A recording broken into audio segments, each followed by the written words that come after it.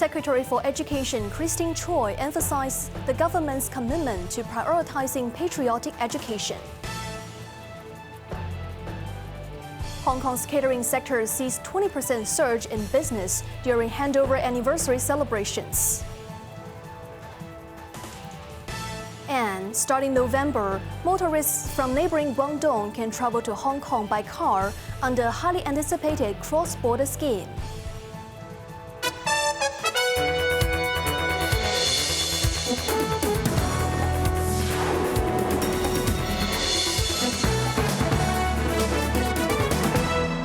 Good evening. You're watching Cable News. I'm Evelyn Bai. Secretary for Education Christine Choi says the focus on national security education and patriotism is not limited to exams or specific events. Enhancing the curriculum for patriotic education is in line with the evolving nature of the national security law, Choi stated. Sherwin reports. The Education Bureau has updated its curriculum to integrate elements of national security into more primary and secondary school subjects. When asked how the effectiveness of these changes would be assessed, Choi explained that beyond written examinations, the focus should be on the real-life experiences of students. We can gauge students' patriotism and sense of belonging through their natural reactions during daily interactions, such as their behavior while on mainland study tours, Choi said.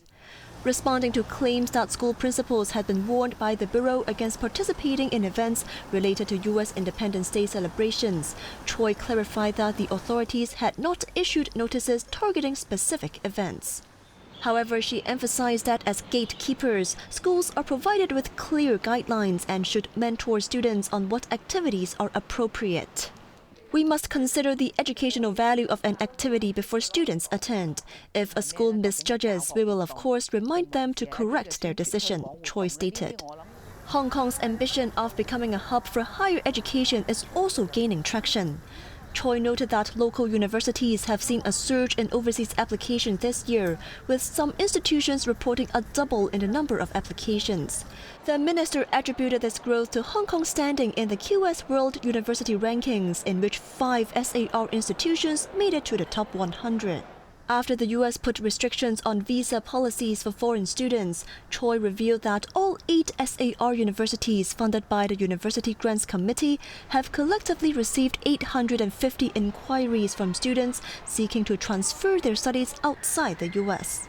So far, around 40 admission offers have been extended, with the University of Hong Kong and the Hong Kong University of Science and Technology accounting for 80% of these placements.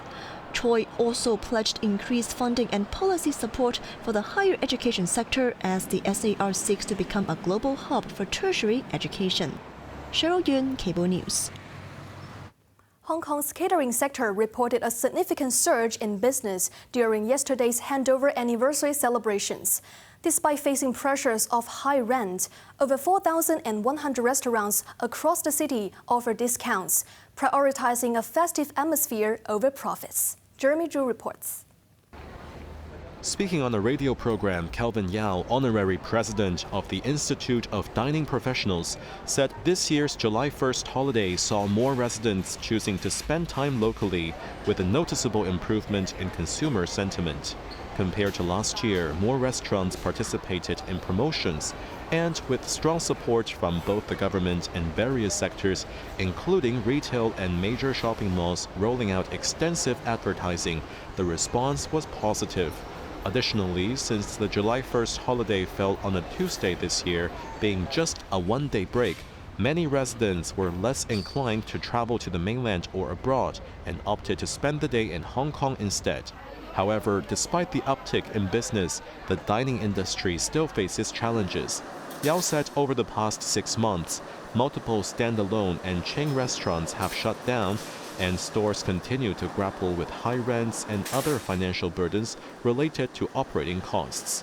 He also noted that the SAR's consumer market remains sluggish and suggested authorities organize more promotional activities during holidays to boost domestic spending sentiment and encourage residents to spend locally. Jeremy Zhu, Cable News. Under the government's soon-to-be-launched Southbound Travel for Guangdong vehicles scheme, drivers from Hong Kong's neighbouring province can enter the SAR as early as November. Jeremy Zhu reports. Speaking to the press this afternoon, Transport Secretary Mabel Chen outlined that the plan will be rolled out in 2 phases. The first phase will allow Guangdong vehicles to park at Hong Kong Port near the Hong Kong-Zhuhai-Macau Bridge, after which passengers can transfer to the airport for departures or travel into the city. The second phase, targeting implementation later this year, will permit 100 Guangdong vehicles to enter Hong Kong every day and stay for a period of 3 days. However, Chan noted this phase will inevitably require more time and will follow after the initial stage. We will also monitor carefully the implementation situation, the reaction of the society, the community, and also the user experience, so that we will map out our roadmap for the gradual implementation and increase of the daily entry number. The transport chief also highlighted that the Guangdong vehicles have to follow the requirements under the Hong Kong law regarding vehicle type, conditions, and so on. Vehicle inspection will be facilitated by the SAR in Guangdong province. Jeremy Zhu, Cable News. Renowned restaurant chain Superstar Seafood Restaurant shut down its last remaining branch, leaving 50 employees with unpaid wages. The abrupt closure of the eatery in Mong Kok highlights the challenging business environment, which has seen many other catering establishments close down in recent days. Founded in 1986, the Chinese cuisine chain had multiple branches across Hong Kong, including Tsuen Wan, Wan Chai, Hong Kong, and Tseung Kwan O. The last remaining branch in Mong Kok succumbed to financial pressure as high rents, weak demand, and changing consumer habits harmed the business. Despite cost-cutting measures, the business couldn't overcome challenging market conditions. The restaurant owes up to $5 million in unpaid wages. Jackie Ho, Secretary General of the Federation of Hong Kong Food and Beverage Industries Trade Unions, warned that a series of such closures could trigger a domino effect. He advised catering industry workers to be vigilant. The late salaries, unpaid wages, or missing MPF contributions could signal impending financial collapse. The U.S. Senate narrowly approved President Donald Trump's landmark One Big Beautiful Bill after Vice President J.D. Vance cast a tie-breaking vote, ending a marathon session. The bill, which combines deep tax cuts, sharp reductions to social welfare programs, and major increases in defense and border security funding, now moves to the House for final approval before heading to the President's desk. Xue Rin reports. On this vote, the yeas are 50. The nays are 50. The Senate being evenly divided, the Vice President votes in the affirmative. The bill as amended is passed. 3 Republicans voted against the bill alongside 47 Democrats. Vance broke the deadlock after casting a tie-breaking vote. The final version included several amendments, further reshaping the far-reaching policy package. At the heart of the bill is a $4.5 trillion tax cut, which introduces new breaks for income derived from tips and overtime. The bill also offers to waive interest on loans taken for purchasing vehicles made in the U.S. It also legislates controversial cuts to healthcare subsidies for low-income and disabled Americans, a move that could affect as many as 12 million people.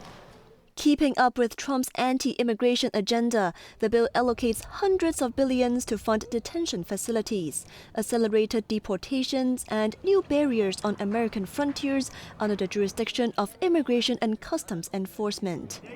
The bill is projected to add $3.3 trillion to the national debt over the next decade. I felt the Senate was going to be tougher than the House. We got there, we got pretty much what we wanted. It's an amazing package. It's the biggest bill ever passed if we get this done. The revised bill now needs approval from the U.S. House of Representatives before Trump can sign it into law on his July 4th deadline.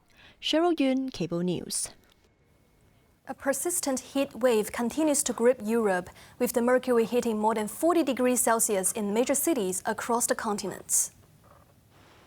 Residents in the French capital of Paris took periodic dive into the River Seine to escape from the searing heat.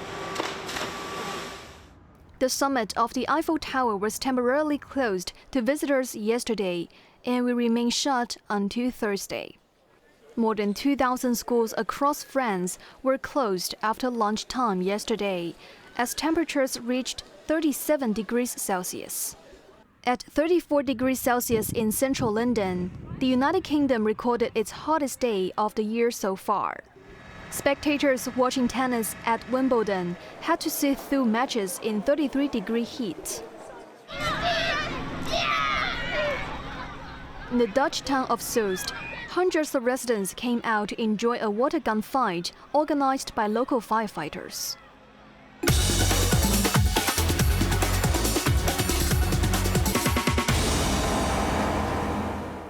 Hong Kong's retail sales ended a 14-month losing streak, rising 2.4% year-on-year last month.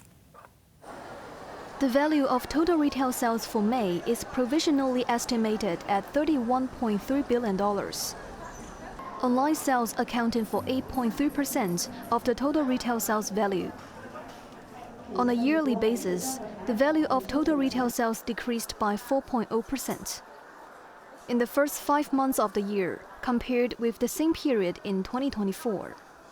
A government spokesman said that while the retail sector continues to adapt to the changes in consumer patterns, the government's proactive efforts in promoting tourism and mega events will help bolster consumption sentiment and support the consumption market.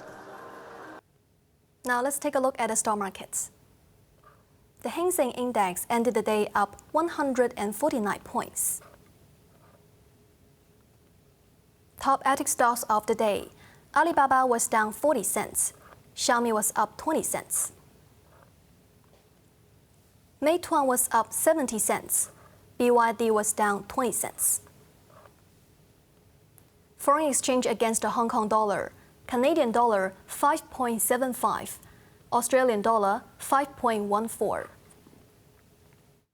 On to the weather now. Cloudy periods with isolated showers tomorrow.